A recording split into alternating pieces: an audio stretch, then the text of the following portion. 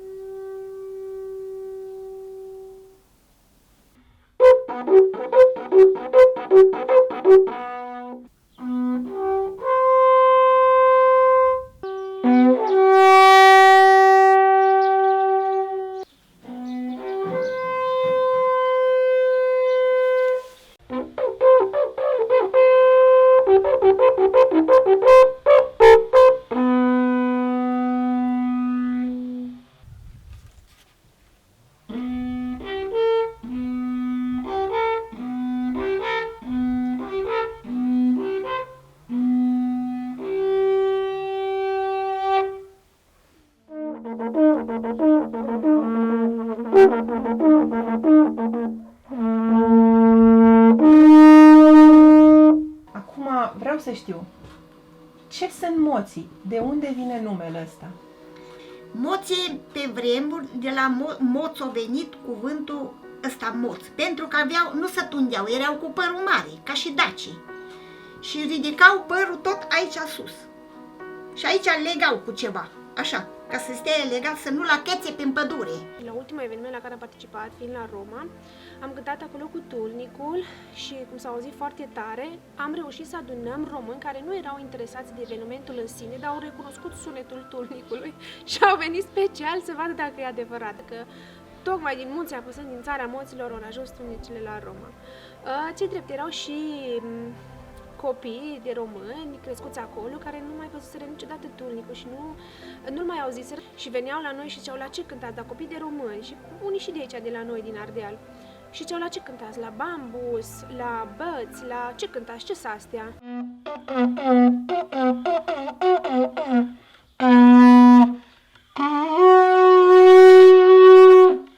Am reușit, totuși, ca să nu lăsăm tradiția asta să piară, am reușit să facem o clasă de cursanți. Am încercat să-i atragem prin a interpreta melodii mai contemporane, dar nu pot să zic că, de exemplu, mulți ani trăiască chiar o melodie contemporană, dar am cântat-o la tulnic și am văzut că le place și îi interesează. Da, e bine? No, da, e bine. No, bun. Ce vreți să cântați? Vreau să cânt Jingle Bell. Acum? Da. Acum nu suntem în sezon, dar putem să exersăm un pic, să vedem cum iese. Ia zi din gură, să vedem cum iese. Jingle Bell, Jingle Bell. Nu, cu tu. Tu. Hai să vedem ce iese. Hai să vedem dacă ne iese.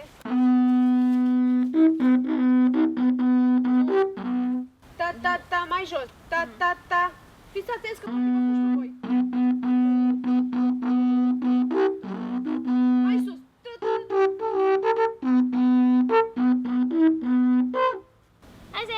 Hai să-i cânta la Alex la mulți ani, pentru că săptămâna viitoare e ziua lui. Oh, Alex, ai crescut! No, să știi că săptămâna viitoare să ne aduci bomboane. Să vii cu bomboanele la noi și noi cântăm cu tulnicul. Vrei să cântăm un pic în avans? Da. Hai, cântăm cu toții să vedem dacă ne iese la mulți ani? Da. Știți, nu? Hai să vedem dacă ne iese. Noi ne luăm după tine, nu-i problemă. Alex, tu nu cânti, că tu ești special guest.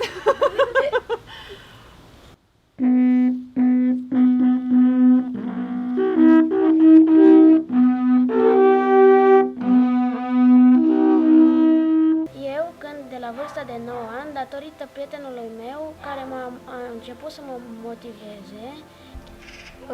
Tulnicul pentru mine înseamnă un instrument muzical în care știu că pot să ajung departe cu el. La tulnic cânt că am văzut și alte fete cântând la tulnic și am vrut și eu să încerc. Iar atunci când am încercat, nu m-am mai putut lăsa și am ajuns să cânt în grup cu fetele. De când mă știu, cânt și simt că face parte din mine. La un moment dat, când sunt ocupată cu școala și nu am timp de absolut nimic, simt o nevoie să cânt. Simt că mă ustură și mă pișcă buzele. E ceva de nedescris. Pot să zic că totul a început din joacă, cântatul la tunică în privința mea, ținând cont că bunica și crescând alături de bunica noastră în casă, am crescut cu tulnicul în pat. Știți cum, e foarte greu să faci o bucată de lemn să cânte. Nu putem să-i modificăm cursul lui, cum a călătorit peste ani. Trebuie să cântăm așa cum le-am învățat, să ducem mai departe și să lăsăm așa cum a fost. Nu să-l colorăm, poate de multe ori, nu știu, să-i modifici structura lui naturală sau noi ca și tulnicărese ca port, n-am scurtat poalele, n-am lăsat baticul din cap, opincele, am încercat să ne exprimăm și să ne afișăm în fața oamenilor exact cum ne-a îndrumat bunica și să fim oameni. Tulnicul deschide o ceremonie? Da, și plecarea la nuntă, plecarea la biserică, intrarea în liturghie, ca să știe să se roage toți păstorii de pe câmpuri și de pe munți.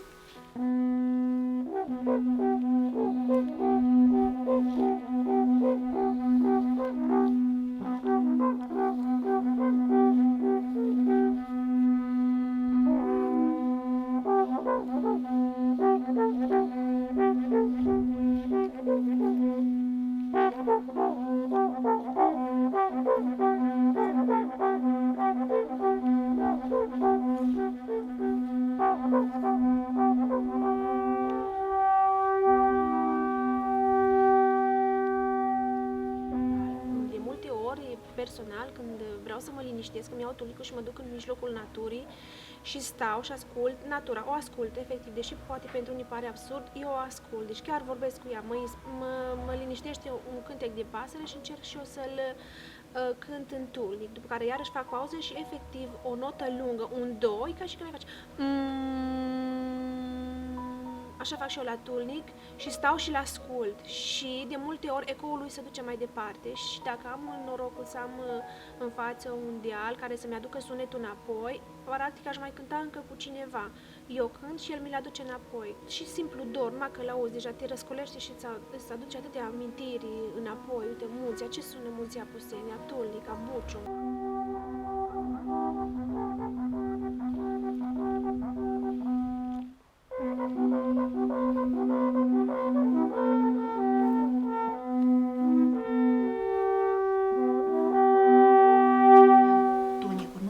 De la orice casă, nici cela mare, dar nici cela mic. Ăla mare era de anunțat, pentru că merge sunetul mai tare, mai lung și mai îmi spunea mama cu tata că în 1918, când s-au adunat la Alba Iulia, căpetenile, s-au sunat prin tulnic, a numit o cântare. Și eu prima am învățat-o pe aceea, că știa mama să mi-o spună din gură. Și să adune toți în vale, în centru, la biserică. Și făcea preotul slujbă pe ei și binecuvânta și rugăciune să reușească, să fim români toți. Asta înseamnă unirea, tot să fie.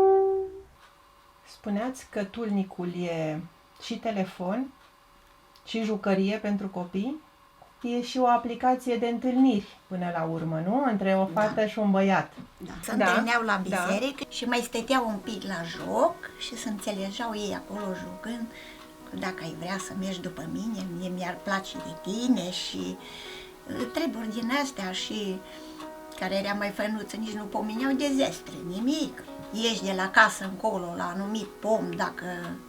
Și suna de 3 ori sau de 2 ori, cum era făcut cam la... După ce trece soarele de amiază, de 12 era. Și atunci, dacă suni, știu că ești de acord. Sunt de acord și părinții, dacă nu, atunci nu sunt deloc. Să știți, fetelor, că eu tot am cântat Chemarea Drăguțului și mi-am pus un semn, nu știu ce de făcut, nu se prinde nimeni. Pe cuvântul meu, ori polile sunt prea lungi, ori turnicul nu-i bun, ori semnalul nu se aude. Nu știu ce de făcut. Acum vă cânt Chemarea Drăguțului. Ia să vedem, poate se prinde, poate e prin zona.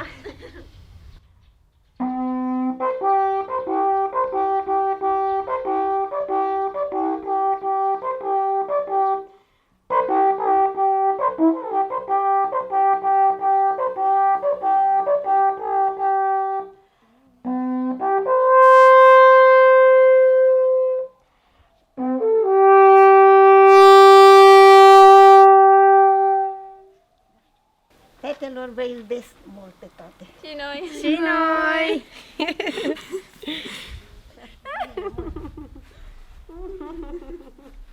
Pe lângă tezaurul dacilor, moții mai au un tezaur. Pe dumneavoastră, tezaur uman viu. Ce înseamnă titulatura asta de tezaur? Ce v-a adus ca mândrie, ca evoluție? Tulnicul. M-a purtat pe toate meleagurile și prin multe țări și felul meu de a cânta. De mică m-am simțit mândră de tulnic. Eram mândră și numai că îl duc în mână și trec cu el. N-am simțit o rușine sau ceva să zic că umblu, că nu toată lumea știe ce-i tulnic, că îl duc acela. Sunt tulnicăreasă. Asta le-am spus. Am cântat de mică și voi cânta cât voi trăi. Un cuvânt, 2. Cum v-a fost viața? În tot locul sunt bine primită și bine văzută și bine omenită și de bine vorbită.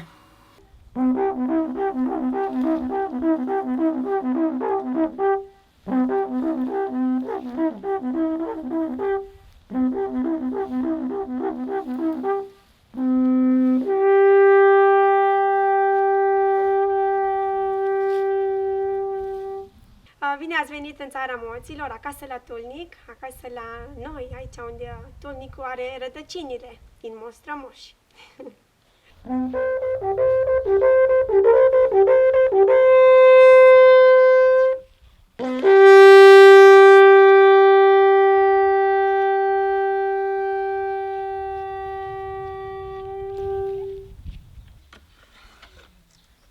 terminat, am făcut de țun.